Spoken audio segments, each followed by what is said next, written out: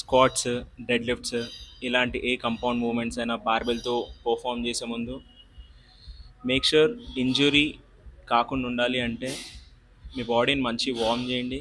And నేను ఇప్పుడు చూపించే ఈ 4 మొబిలిటీ ఫ్లోస్ని యాడ్ చేసుకోండి మీ వర్కౌట్ రొటీన్లో. ఇది మీరు వార్మప్ ముందు పర్ఫామ్ చేయొచ్చు, లేదంటే ఇదే వార్మప్ లాగా పర్ఫామ్ చేయొచ్చు. ఇవి పర్ఫామ్ చేయడం వల్ల ఏమవుతుందంటే మీ బాడీలో అన్ని joints and at the same time అన్ని మజిల్స్ ఓపెన్ అప్ అవుతాయి. And at the same time మీరు ఈ మూవ్మెంట్స్ పర్ఫామ్ చేసేటప్పుడు ఏదైతే స్టిఫ్నెస్ మీరు ఫీల్ అవుతారో ఆ స్టిఫ్నెస్ చాలా వరకు తగ్గుతుంది.